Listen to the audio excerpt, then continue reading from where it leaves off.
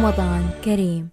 Ibu dan bapak sekalian, 4 fungsi bi'sah atau diutusnya Rasulullah oleh Allah Subhanahu wa taala menurut Al-Jumu'ah ayat kedua ini.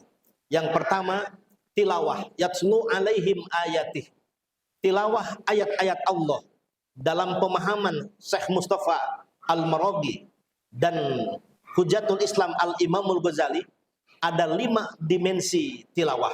Yang pertama, beriman bahwa Al-Quran adalah kalamullah, kumpulan firman-firman Allah. Yang kedua, setelah beriman kepada Al-Quran, belajar Al-Quran. Yang ketiga, mengajarkan Al-Quran. Yang keempat, mendakwahkan Al-Quran. Yang kelima, implementasi Al-Quran atau menjadi Al-Quran yang berjalan. Yang kedua, fungsi tazkiyah, wa yuzakkihim, membersihkan manusia minasyirki wad dhalal, membersihkan manusia dari segala kemusyrikan dan segala kesesatan. Karena itu misi Nabi yang paling istimewa, innama bu'istu liutammima makarimal akhlak. Sesungguhnya aku diutus, kata Nabi, hanyalah untuk menyempurnakan akhlak. Ucapan Nabi ini sempat diprotes oleh Sayyidina Ali karamallahu wajhah. Ya Rasulullah, lebih baik kita urungkan misi merubah akhlak. Lebih baik kita sanggupi memindahkan Jabal Uhud, gunung terbesar di Madinah, dipindahkan ke Mekah. Mungkin sehari dapat 1 bakul pindah ke Mekah, 2 hari 2 bakul, dan seterusnya dan seterusnya. Ada jaminan perpindahan Jabal Uhud dari Madinah Al-Munawwarah ke Mekah Al-Mukarramah.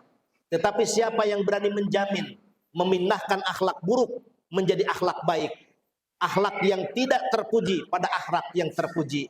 Tetapi Nabi tidak bergeming dengan protesnya Sayyidina Ali. Tetap saja beliau ingin menyempurnakan akhlak manusia, dan dalam waktu yang relatif singkat beliau mampu merubah Arab jahiliyah menjadi Arab Islamiyah, Arab yang biadab menjadi Arab yang beradab. Tidak pernah ada catatan, kata Robert N. Belah, perubahan manusia yang sangat signifikan dari perilaku amoral menjadi bermoral tinggi kecuali gerakan Rasulullah Muhammad SAW. Sehingga Michael Hutz menempatkan beliau menjadi manusia istimewa di antara 100 tokoh-tokoh istimewa, Rasulullah sebagai ranking pertamanya. Yang ketiga, fungsi Rasulullah adalah fungsi hikmah atau ta'lim, wa yu'allimuhumul kitab. Beliau menjadi guru yang digugu dan ditiru. Seluruh perkataan dan perbuatannya bukan hanya enak didengar, tetapi bisa disaksikan. Kalau kita kepala rumah tangga, beliau contoh suami terbaik untuk para suami di seluruh dunia. Kalau beliau ulama yang harus dijadikan sebagai qudwah dan uswah untuk seluruh para alim ulama yang memiliki ilmu tinggi. Kalau seorang ekonom, beliau pedagang masyhur pada masanya yang bisa menjalankan roda perdagangan dan bisnis yang terpuji tanpa kecurangan yang dilakukan oleh beliau. Kalau seorang pemimpin perang, beliau pun menjadi garda terdepan memimpin jihad-jihad yang penuh dengan risiko. Pantas Al-Ahzab ayat 21, saking indah dan hebatnya akhlak Nabi, harus dijadikan sebagai top model buat kita semua.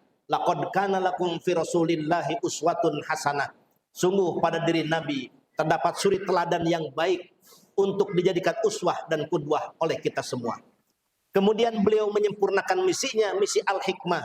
Dalam pandangan para ulama tafsir, al-hikmah ay as-sunnah. Nabi memberikan contoh dalam segala sendi kehidupan.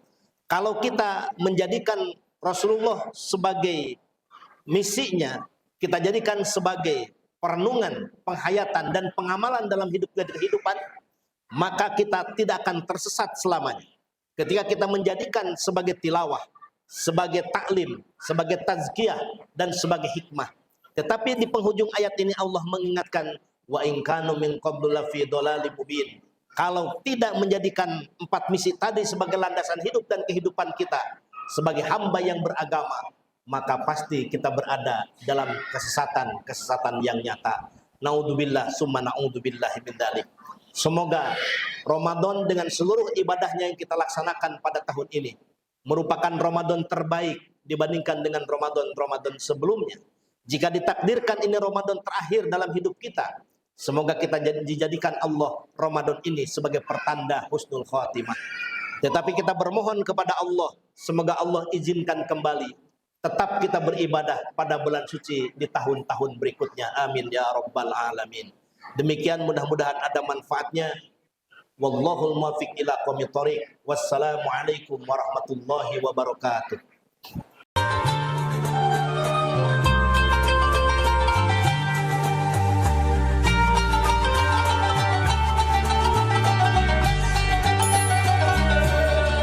Ramadan Kareem.